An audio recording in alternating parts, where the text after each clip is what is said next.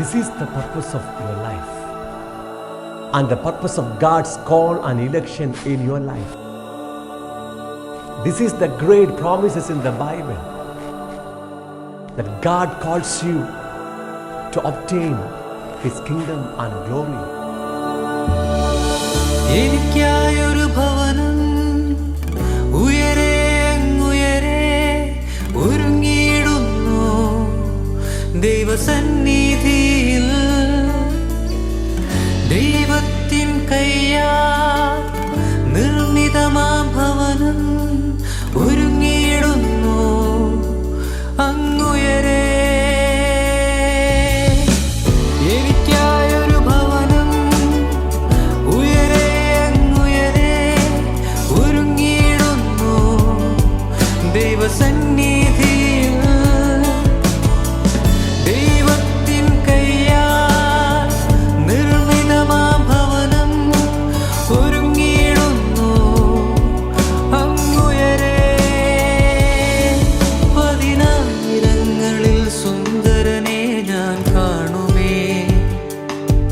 തേജോമയനാമൻ പിതാവിനെ ഞാൻ കാണുമേ. പതിനായിരങ്ങളിൽ സുന്ദരനെ ഞാൻ കാണുമേ. തേജോമയനാമൻ പിതാവിനെ ഞാൻ കാണുമേ.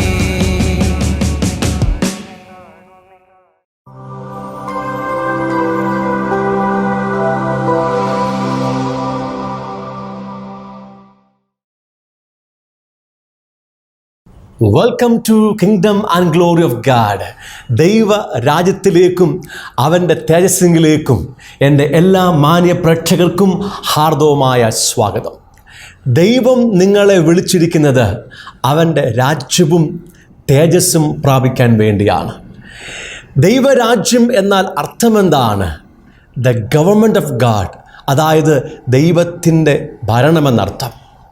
ഒരു മനുഷ്യൻ തൻ്റെ സ്വയത്തിൻ്റെ ഭരണത്തെ നിഷേധിച്ച് യേശുക്രിസ്തുവിൻ്റെ കർത്തൃത്വം അംഗീകരിച്ച് ദൈവത്തിൻ്റെ ഭരണത്തിങ്കിലേക്ക് മടങ്ങി വരുമ്പോൾ അവൻ ദൈവരാജ്യത്തിലായി, ദൈവരാജ്യം അവനിലുമായി.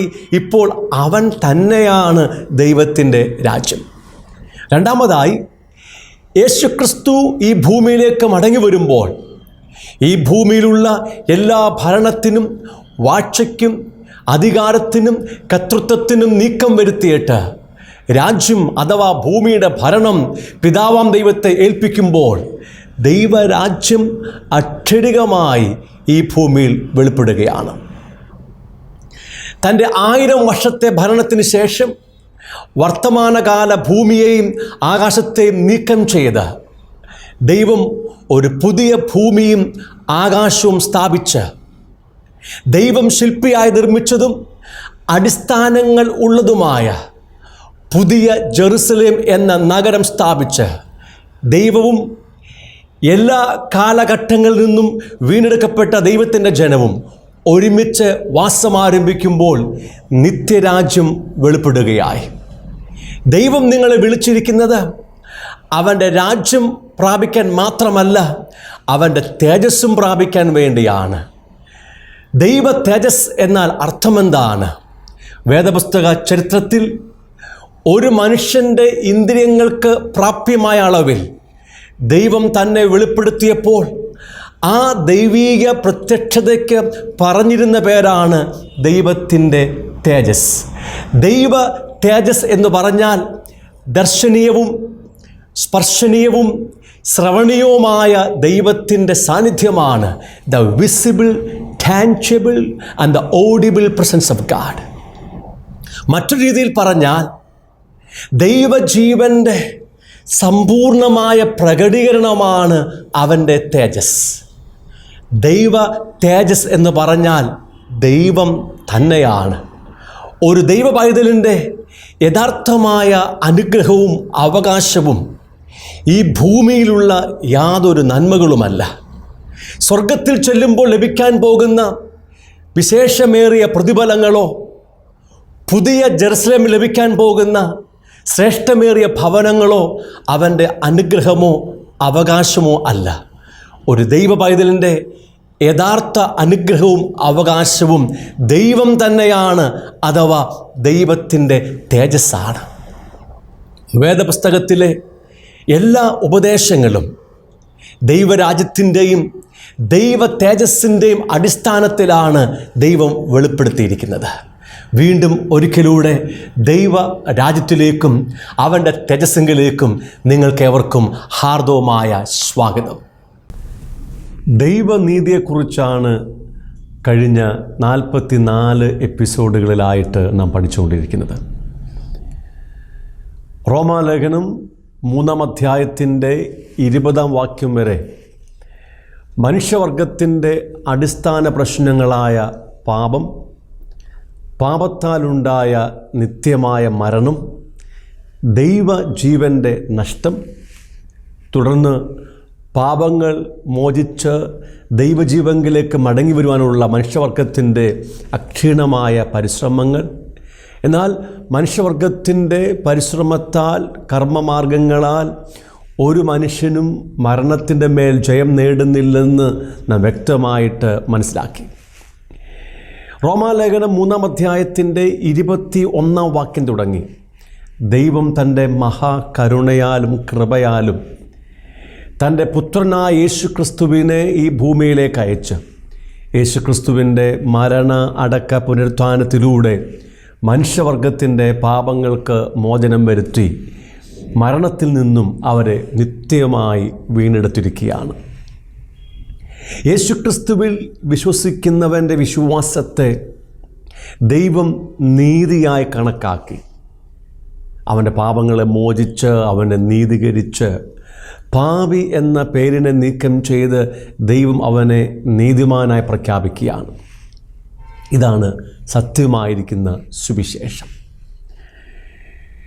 വിശ്വാസത്താൽ ദൈവനീതി പ്രാപിച്ചതിൻ്റെ വ്യത്യസ്തമായ ഫലങ്ങളെക്കുറിച്ച് റോമാലേഖനം 5-ാം അധ്യായം തുടങ്ങി 8-ാം അധ്യായം വരെ നാം പഠിച്ചു കഴിഞ്ഞു. യേശുക്രിസ്തുവിൽ വിശ്വസിക്കുന്നവനെ ദൈവം തൻ്റെ നീതിദാനമായി കൊടുത്ത് അവനെ നീതീകരിച്ച് പാപങ്ങൾ മോചിച്ച് നീതിമാനാക്കി തീർത്ത് ദൈവവുമായുള്ള നിരപ്പിൽ രമ്യതയിൽ കൊണ്ടുവരുന്നു, റിക്കൺസൈൽ ചെയ്യുന്നു. അവൻ്റെ അകത്ത് ദൈവജീവനെ കൊടുത്ത് ദൈവാത്മാവിനെ കൊടുത്ത് ദൈവജീവൻ്റെ പൂർണ്ണതയിലേക്ക് അവനെ വളർത്തിയെടുക്കുന്നു. അവൻ്റെ ആത്മദേഹി ദേഹത്തിൽ വസിക്കുന്ന എല്ലാ അശുദ്ധികളെയും നീക്കം ചെയ്ത് അവനെ സമ്പൂർണ്ണമായി വിശുദ്ധീകരിച്ചുകൊണ്ടിരിക്കുന്നു. അവനെ ക്രിസ്തു എന്ന തലയോളം ദൈവം വളർത്തിയെടുക്കുകയാണ്. ക്രിസ്തുവിൻ്റെ തികഞ്ഞ പുരുഷത്വത്തിലേക്ക് അവൻ വളർന്നുകൊണ്ടിരിക്കുകയാണ്. യേശു ക്രിസ്തു മടങ്ങി വരുമ്പോൾ അവൻ്റെ മൺമയമായ ശരീരത്തെ നീക്കം ചെയ്ത് ഒരു സ്വർഗീയ ശരീരം നൽകി അന്ന് ദൈവത്തിൻ്റെ ജീവൻ്റെ പൂർണ്ണതയാൽ ദൈവത്തിൻ്റെ തേജസ്സിനാൽ അവൻ നിറയ്ക്കപ്പെടുമ്പോൾ അവൻ്റെ നിത്യരക്ഷ സമ്പൂർണ്ണമായി ആ വീണ്ടെടുപ്പ് ദൈവം പൂർണ്ണമാക്കുകയാണ്. ഇതാണ് യേശുക്രിസ്തു മുഖാന്തരമുള്ള ദൈവത്തിൻ്റെ സുവിശേഷം. ഈ സുവിശേഷത്തെക്കുറിച്ച് വിശ്വാസത്താൽ ദൈവനീതി പ്രാപിക്കുന്ന നിത്യരക്ഷ പ്രാപിക്കുന്ന സുവിശേഷം ദൈവം ഇസ്രായേൽ മക്കൾക്ക് വെളിപ്പെടുത്തിയെങ്കിലും അവർ ദൈവത്തിൽ വിശ്വസിച്ചില്ല. അവർ ഈ സുവിശേഷത്തെ തിരസ്കരിച്ചതുകൊണ്ട് ഒരു ചെറിയ കാലഘട്ടത്തിലേക്ക് ദൈവവും തൻ്റെ ജനത്തെ തിരസ്കരിച്ചു. റോമാലേഖനം 9-ാം അധ്യായത്തിൻ്റെ 30-ാം വാക്യം തുടങ്ങി നാം ഇനി വായിക്കാൻ വേണ്ടി പോവുകയാണ്. ആകയാൽ നാം എന്തു പറയേണ്ടു? നീതിയെ പിന്തുടരാത്ത ജാതികൾ നീതി പ്രാപിച്ചു, വിശ്വാസത്താലുള്ള നീതി തന്നെ. ഇത് ജാതികളെക്കുറിച്ച് പറയുക.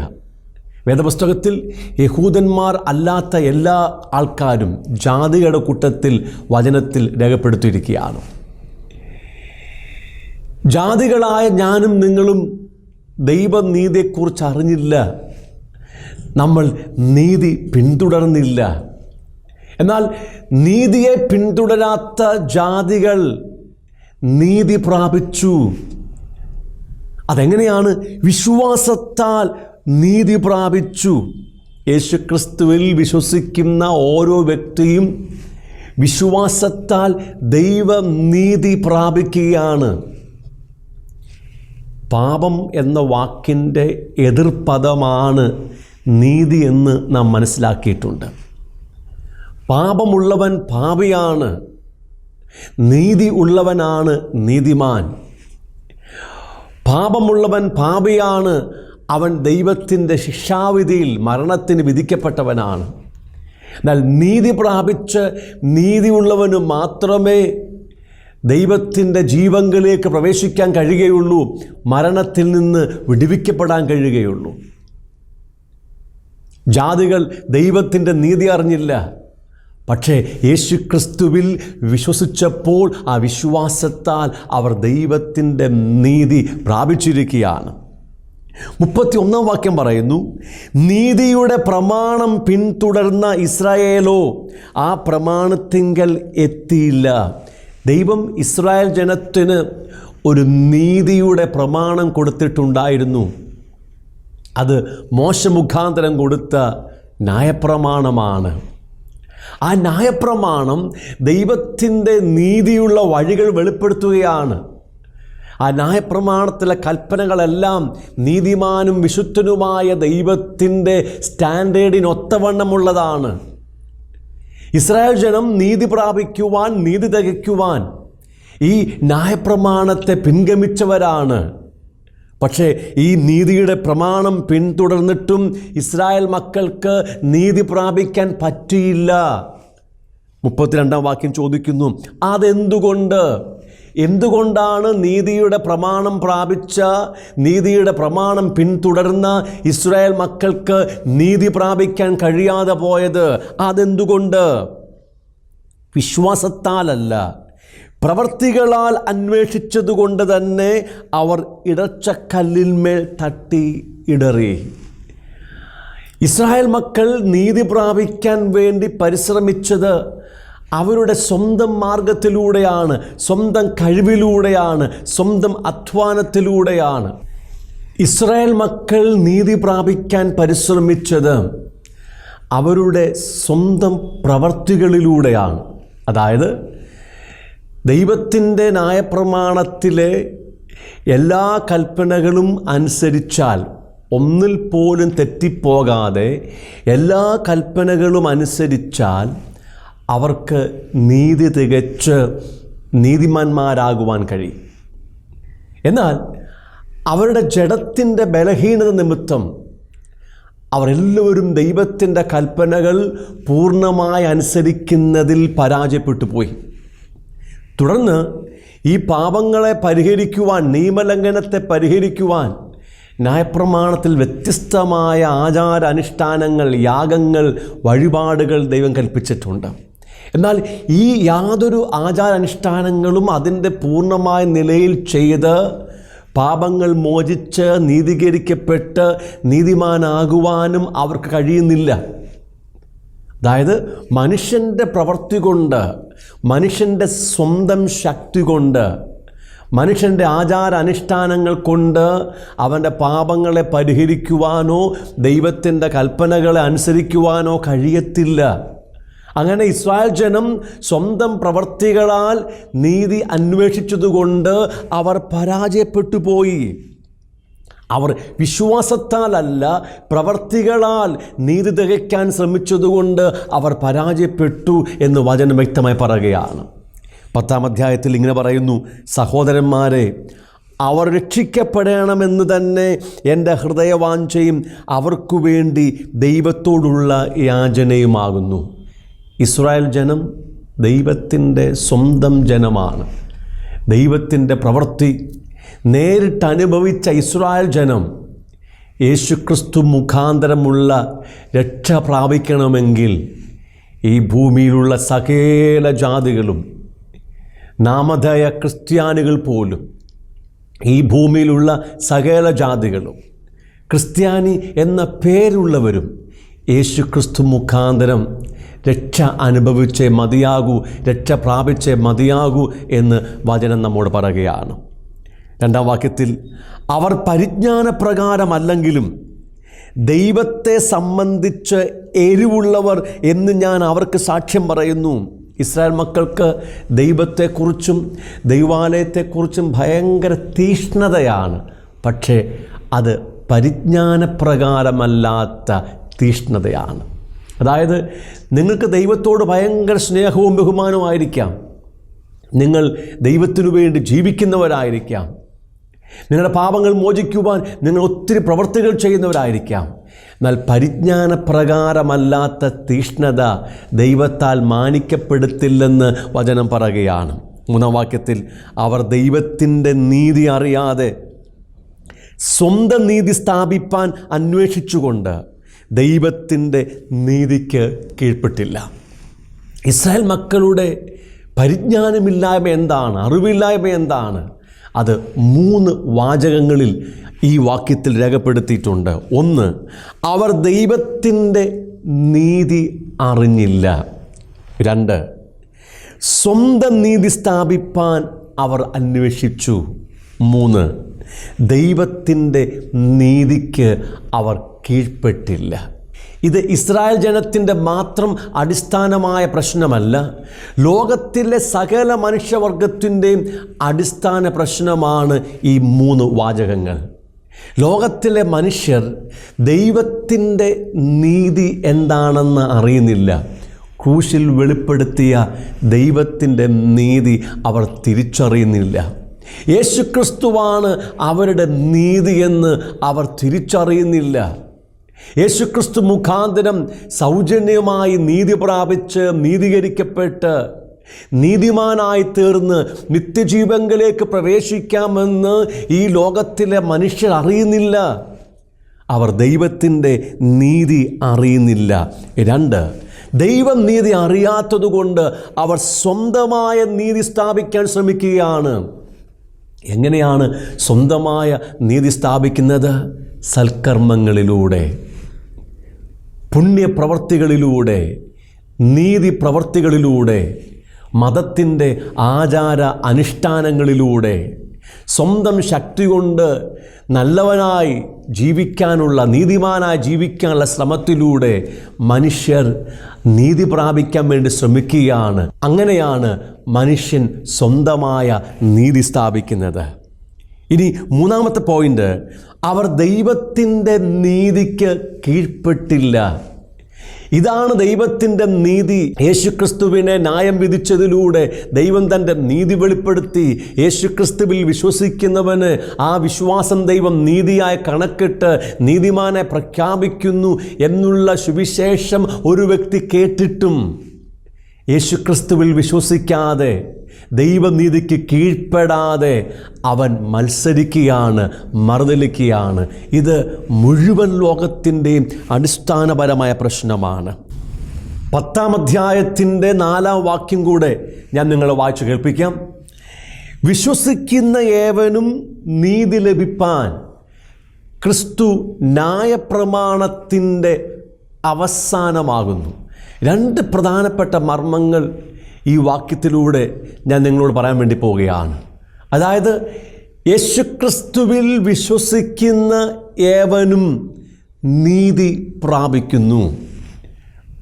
യേശുക്രിസ്തു നിങ്ങൾക്ക് പകരമായി ഭൂമിയിൽ വന്നെന്നും ദൈവം നിങ്ങളുടെ പാപത്തെ യേശുക്രിസ്തുവിൻ്റെ മേൽ ചുമത്തിയെന്നും യേശുക്രിസ്തു നിങ്ങളുടെ പാപങ്ങളെ തൻ്റെ ശരീരത്തിൽ ചുമന്നുകൊണ്ട് നിങ്ങൾക്ക് പകരമായി ക്രൂശിന്മേൽ കയറിയെന്നും ദൈവം യേശുവിനെ നിങ്ങൾക്കു വേണ്ടി പാപമാക്കി ആ പാപത്തിൻ്റെ ന്യായവിധി തൻ്റെ പുത്രൻ്റെ ശരീരത്തിൽ കൊടുത്ത് അവനെ തകർത്തു കളഞ്ഞു.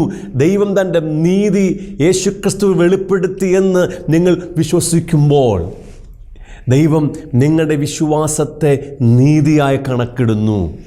നിങ്ങൾ ദൈവനീതി, യേശുക്രിസ്തുവിലുള്ള ദൈവനീതി വിശ്വാസത്താൽ പ്രാപിക്കുകയാണ്. നിങ്ങൾ ഇനിമേൽ പാപികളല്ല, ദൈവം നീതിയാൽ നീതീകരിക്കപ്പെട്ട് നീതിമാന്മാരായി പ്രഖ്യാപിക്കപ്പെട്ടിരിക്കുകയാണ്. വിശ്വസിക്കുന്ന ഏവർക്കും നീതി ലഭിക്കുവാൻ ക്രിസ്തു ന്യായപ്രമാണത്തിൻ്റെ അവസാനമാകുന്നു. യേശുക്രിസ്തു ന്യായപ്രമാണത്തിൻ്റെ അവസാനമാണ്. എന്താണ് ക്രിസ്തു ന്യായപ്രമാണത്തിൻ്റെ അവസാനമെന്ന് പറഞ്ഞാൽ? ന്യായപ്രമാണത്തിന് 2 പ്രധാന അർത്ഥങ്ങളെങ്കിലും നിങ്ങൾ പഠിക്കേണ്ട ആവശ്യമുണ്ട്. ഒന്ന്, ദൈവത്തിൻ്റെ നീതിയുള്ള കൽപ്പനകളാണ് ന്യായപ്രമാണം. 2, ഈ കൽപ്പനകൾ ലംഘിച്ചാൽ അത് പരിഹരിക്കുവാനുള്ള ഒരു കൂട്ടം ആചാരാനുഷ്ഠാനങ്ങൾ, കർമ്മമാർഗങ്ങൾ ആ പ്രമാണത്തിൽ രേഖപ്പെടുത്തിയിട്ടുണ്ട്. ഇത് രണ്ടും ചേരുന്നതാണ് ദൈവത്തിൻ്റെ ന്യായപ്രമാണം. ക്രിസ്തു ന്യായപ്രമാണത്തിൻ്റെ അവസാനമെന്ന് പറഞ്ഞാൽ ഇനി ഒരു മനുഷ്യനും സ്വന്തം ശക്തി കൊണ്ട് ദൈവത്തിൻ്റെ കൽപ്പനകൾ അനുസരിക്കേണ്ട ആവശ്യമില്ല. പിന്നെയോ കൽപ്പന തന്നവൻ അവൻ്റെ ആത്മാവിനാൽ നമ്മുടെ ഉള്ളിൽ വസിച്ചുകൊണ്ട് എല്ലാ കൽപ്പനകളും അനുസരിക്കുവാൻ നമ്മെ ശക്തീകരിക്കുകയാണ്, നമ്മെ സഹായിക്കുകയാണ്. അവൻ തൻ്റെ ആത്മാവിനാൽ നമ്മിൽ പ്രവർത്തിച്ച് നമ്മിലൂടെ കൽപ്പനകളെല്ലാം പൂർത്തീകരിക്കുകയാണ്. രണ്ടാമതായി, യേശുക്രിസ്തു നമ്മുടെ പാപങ്ങളെ ചുമന്ന് നമ്മുടെ ശിക്ഷ ക്രൂശിൽ അനുഭവിച്ച് നമ്മെ പാപത്തിൻ്റെ ശക്തിയിൽ നിന്നും വിടുവിച്ച് നിത്യമായി രക്ഷിച്ചിരിക്കുന്നത് കൊണ്ട് ഇനി പാപങ്ങൾ മോചിക്കുവാൻ ഒരു പ്രവർത്തികളും മനുഷ്യൻ ചെയ്യേണ്ട ആവശ്യമില്ല. ഒരു യാഗമോ വഴിപാടോ തീർത്ഥാടനങ്ങളോ കർമ്മമാർഗങ്ങളോ നോമ്പുകളോ ഉപവാസങ്ങളോ യാതൊരു പ്രവർത്തികളും പാപമോചനത്തിനു വേണ്ടി നീതീകരിക്കപ്പെടുവാൻ മനുഷ്യൻ ചെയ്യേണ്ട ആവശ്യമില്ല. ഒരു സൽപ്രവൃത്തിയും ഒരു പുണ്യപ്രവൃത്തിയും ഒരു നീതിപ്രവൃത്തികളും തൻ്റെ പാപമോചനത്തിനു വേണ്ടി നീതിമാനാകാൻ വേണ്ടി മനുഷ്യൻ ചെയ്യേണ്ട ആവശ്യമില്ല. ന്യായപ്രമാണം യേശുക്രിസ്തുവിൻ്റെ ക്രൂശ് മരണത്താൽ ദൈവം അവസാനിപ്പിച്ചു. പാപമോചനത്തിനും നീതീകരണത്തിനും നീതി പ്രാപിക്കുവാനുമായുള്ള ന്യായപ്രമാണത്തിലെ എല്ലാ സംവിധാനങ്ങളും യേശുക്രിസ്തുവിൻ്റെ ക്രൂശ് മുഖാന്തരം ദൈവം അവസാനിപ്പിച്ചു. യാഗങ്ങൾ, വഴിപാടുകൾ, തീർത്ഥാടനങ്ങൾ, പെരുന്നാളുകൾ തുടങ്ങിയ ന്യായപ്രമാണത്തിലെ എല്ലാ പ്രവൃത്തികളും പൗരോഹിത്യം ഉൾപ്പെടെ ദൈവം യേശുക്രിസ്തുവിൻ്റെ ക്രൂശ് മുഖാന്തരം അവസാനിപ്പിച്ചു കഴിഞ്ഞു. ഇപ്പോൾ യേശുക്രിസ്തുവിൽ വിശ്വസിക്കുന്നവന് ദൈവം തൻ്റെ നീതി ദാനമായി കൊടുക്കുകയാണ്. ആകയാൽ യേശുക്രിസ്തു ന്യായപ്രമാണത്തിൻ്റെ അവസാനമായി തീർന്നു. പ്രിയമുള്ളവരെ, യേശുക്രിസ്തുവിൽ നിങ്ങൾ വിശ്വസിച്ചാൽ ഇനി നിത്യരക്ഷ പ്രാപിക്കുവാൻ, നീതി പ്രാപിക്കുവാൻ, നിത്യജീവൻ പ്രാപിക്കുവാൻ നിങ്ങൾ ഒരു പ്രവർത്തികളും ചെയ്യേണ്ട ആവശ്യമില്ല. വിശ്വാസത്താൽ, യേശുക്രിസ്തുവിലുള്ള വിശ്വാസത്താൽ ദൈവം നിങ്ങൾക്ക് തൻ്റെ നീതി ദാനമായി തരികയാണ്. ഇതാണ് സത്യമായ സുവിശേഷം. കിങ്ഡം ആൻഡ് ഗ്ലോറി മിനിസ്ട്രീസിൻ്റെ ആഫ്രിക്കൻ മിഷനിലേക്ക് എൻ്റെ എല്ലാ മാന്യപ്രേക്ഷകർക്കും ഹാർദവമായ സ്വാഗതം. ആഫ്രിക്കയുടെ മിക്ക രാജ്യങ്ങളിലും തുടരുന്ന ആഭ്യന്തര യുദ്ധങ്ങളിൽ നിന്നും അഭയാർത്ഥികളായി യുഗാണ്ടയിൽ ജീവിക്കുന്ന 40 ലക്ഷത്തിലധികം വരുന്ന ജനങ്ങളുടെ മധ്യത്തിലാണ് നമ്മുടെ പ്രവർത്തനങ്ങൾ ഇപ്പോൾ നടന്നുകൊണ്ടിരിക്കുന്നത്. യുദ്ധത്തിൻ്റെയും ബലാത്സംഗത്തിൻ്റെയും കടുത്ത ഭീതിയിലും ആകുലതയിലും കഴിയുന്ന ഒരു കൂട്ടം ജനം ഒരു പ്ലാസ്റ്റിക് ഷീറ്റിൻ്റെ മറയിലും മൺകൂടാരങ്ങളിലും ശിഷ്ടായുസ് മുഴുവൻ അന്തി ഉറങ്ങുവാൻ വിധിക്കപ്പെട്ടവർ. ശരിയായ അളവിലുള്ള പോഷകാഹാരമോ വസ്ത്രമോ വിദ്യാഭ്യാസമോ ആധുനിക ചികിത്സാ സംവിധാനങ്ങളോ ഇവർക്ക് ഇപ്പോഴും അന്യമാണ്. വളരെ ശോചനീയമായ പരിസ്ഥിതിയിൽ കേവലം മൃഗങ്ങളെപ്പോലെ ജീവിതം തള്ളി നീക്കുവാൻ വിധിക്കപ്പെട്ട മാനസിക ശാരീരിക വൈകല്യങ്ങൾക്ക് അടിമയായവരും അനാഥരുമായ ആയിരങ്ങൾ ഇതിൻ്റെ മധ്യത്തിലുണ്ട്. ഹ്യൂമൻ ട്രാഫിക്കിംഗ്, ലൈംഗിക ചൂഷണവും നിർബാധം തുടരുന്ന ഇവിടെ മാനസിക വൈകല്യങ്ങളുള്ള കുഞ്ഞുങ്ങൾ പോലും പിച്ചിച്ചീന്തപ്പെടുന്ന ദാരുണ സംഭവങ്ങൾ വിരളമല്ല. കുട്ടികൾ ഉൾപ്പെടെ ജനത്തിനായി ദീർഘമണിക്കൂറുകൾ കാത്തു നിൽക്കുന്നത് നിത്യകാഴ്ചയാണ്. ഈ ജനത്തിന് ആശ്വാസവും ധൈര്യവും പകർന്നുകൊണ്ട് 25ഓളം വരുന്ന നമ്മുടെ മിഷൻ പ്രവർത്തകർ ഭവനങ്ങൾ സന്ദർശിക്കുകയും വചനം പഠിപ്പിക്കുകയും ഇവർക്കായി പ്രാർത്ഥിക്കുകയും ചെയ്യും. ഗ്ലോറിയസ് കിഡ്സ് കാസിൽ എന്ന പേരിൽ മാനസിക വൈകല്യങ്ങൾ ഉള്ള കുഞ്ഞുങ്ങളുടെ പുനരധിവാസത്തിനായുള്ള ഒരു സ്ഥാപനവും നാം ആരംഭിച്ചിട്ടുണ്ട്. ആഫ്രിക്കയുടെ വിവിധ രാജ്യങ്ങളിലേക്ക് സുവിശേഷ ദൗത്യവുമായി മിഷണറിമാരെ അയക്കുന്നതിനായി ബൈബിൾ ട്രെയിനിങ് സെൻ്ററിൻ്റെ നിർമ്മാണ പ്രവർത്തനങ്ങൾ ഇവിടെ പുരോഗമിച്ചുകൊണ്ടിരിക്കുന്നു. അനാഥരും ശാരീരിക വൈകല്യങ്ങളുമുള്ള കുഞ്ഞുങ്ങൾക്ക് വേണ്ടി ഒരു ബോർഡിംഗ് സ്കൂൾ, ഒരു കുഴൽക്കിണർ നിർമ്മാണ യൂണിറ്റ്, മൊബൈൽ മെഡിക്കൽ യൂണിറ്റ് തുടങ്ങിയവ ആരംഭിക്കുവാനുള്ള ഒരുക്കത്തിലാണ് നമ്മൾ. ഈ ദൗത്യത്തിൽ നിങ്ങൾക്കും ഞങ്ങൾക്കൊപ്പം പങ്കുചേരുവാൻ അവസരമുണ്ട്. അനാഥരും വൈകല്യങ്ങൾക്ക് അടിമകളുമായ ഒന്നോ അതിലധികമോ കുഞ്ഞുങ്ങളെ നിങ്ങൾക്ക് സ്പോൺസർ ചെയ്യുവാൻ കഴിയും. ബോർവെൽ നിർമ്മാണ യൂണിറ്റിലും മൊബൈൽ മെഡിക്കൽ യൂണിറ്റിലും നിങ്ങൾക്ക് പങ്കാളിത്തം വഹിക്കുകയോ സ്പോൺസർ ചെയ്യുകയോ ചെയ്യാം. ഒന്നോ അതിലധികമോ സുവിശേഷകന്മാരെ സപ്പോർട്ട് ചെയ്യുവാൻ നിങ്ങൾക്ക് അവസരമുണ്ട്. നിങ്ങളൊരു സ്പെഷ്യൽ എഡ്യൂക്കേറ്ററോ മെഡിക്കൽ പ്രൊഫഷനുള്ള വ്യക്തിയാണെങ്കിൽ നിങ്ങളുടെ സഹായം ഇവർക്ക് അധികം ആവശ്യമുണ്ട്. ഈ ദൗത്യങ്ങൾക്ക് വേണ്ടി പ്രാർത്ഥിക്കുവാനും ഈ സ്ഥലം സന്ദർശിക്കുവാനും നിങ്ങൾക്ക് അവസരമുണ്ട്. നിങ്ങൾക്ക് സ്വന്തമായ ഒരു മിനിസ്ട്രി ഇവിടെ ആരംഭിക്കുവാൻ ആഗ്രഹമുണ്ടെങ്കിൽ ആവശ്യമായ എല്ലാ നിയമസഹായങ്ങളും ഞങ്ങളുടെ NGO നൽകുന്നതായിരിക്കും. വാക്കുകൾക്ക് അതീതമായ ദുരന്തമുഖത്ത് ജീവിക്കുന്ന നമ്മുടെ സഹജീവികളുടെ ആശ്വാസത്തിനും ഉന്നമനത്തിനുമായി നമുക്ക് ഒരുമിച്ച് ഈ ദൗത്യത്തിൽ പങ്കുചേരാം. നഗരമതിൻ ഭവനമാ നിൻ തേജസ്സിൻ പൂർണ്ണതയിൻ അവകാശമാ. പുതു ജെറുസലേം നഗരമതിൻ ഭവനമാ നിൻ തേജസ്സിൻ